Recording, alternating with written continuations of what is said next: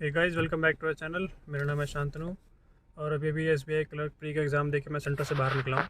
तो एग्ज़ाम के बारे में बात करते हैं।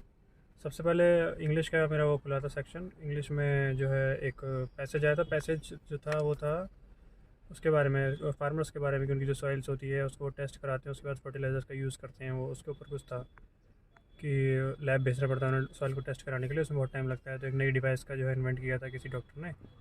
तो उसके बारे में एक पूरा पैसेज था जिसमें 8 क्वेश्चन थे। इजी पैसेज था, कोई ज़्यादा डिफिकल्ट नहीं था, तो मेरा पैसेज तो हो गया था। इसके अलावा जो है 5 एरर वाले क्वेश्चन थे। इसमें करेक्ट सेंटेंस फाइंड करना था। सारे जो है मतलब रॉन्ग दिए गए थे, उसमें एक करेक्ट था, वो वाला मतलब फाइंड करना था। उसमें 5 क्वेश्चन तो ये थे।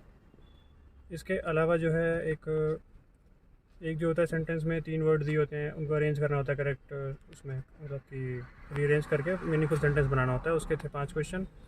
और हाँ, इसके अलावा जो है सेंटेंस दिए हुए थे, उसमें कुछ वर्ड्स थे, जैसे 2 वर्ड थे, उनका रिप्लेसमेंट ढूंढना था। ऑप्शंस दिए गए थे उसमें, वो था 5-6 क्वेश्चन इसके थे। 6 क्वेश्चन थे शायद इसके। एक था सेंटेंस रीअरेंजमेंट, उसमें कंफ्यूजिंग सा मुझे वो लगा, पता नहीं उसमें हॉस्पिटल के बारे में दिया होता, फार्मेसी के बारे में दिया होता, तो कंफ्यूजिंग था। 5 नंबर का था, वो मैंने छोड़ दिया, वो उसको मैंने अटैम्प्ट ही नहीं करा। तो मैंने 25 जो है अटैम्प्ट करे इंग्लिश में।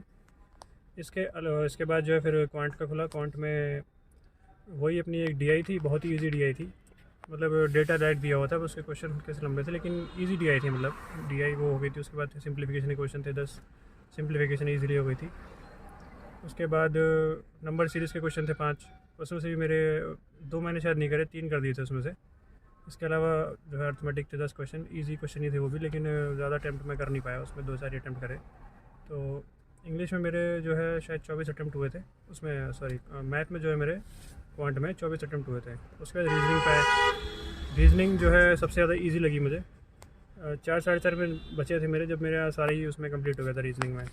रीजनिंग वही सर्कल वाली 8% थे, एक वो आई थी, बहुत ही ईजी थी।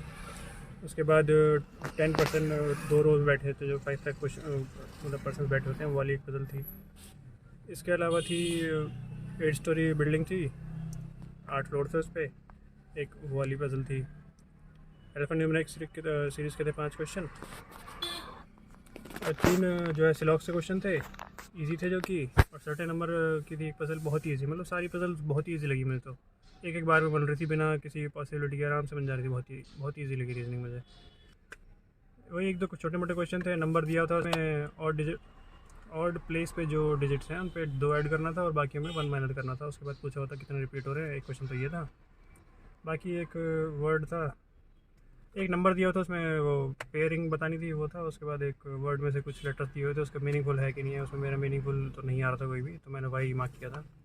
तो यही है। तो ओवरऑल मेरे जो अटैम्प्ट वो रहे, अटैम्प्ट मेरे 83-84 ऐसे रहे मेरे अटैम्प्ट। एग्ज़ाम मुझे इजी लगा, इजी मतलब प्रैक्टिस के हिसाब से एग्ज़ाम जो है मुझे इजी लगा। बाकी आप लोग अपने अटैम्प्ट बताइएगा और किसी क्वेश्चन को पूछना हो तो बताइएगा। मिलते हैं नेक्स्ट वीडियो में।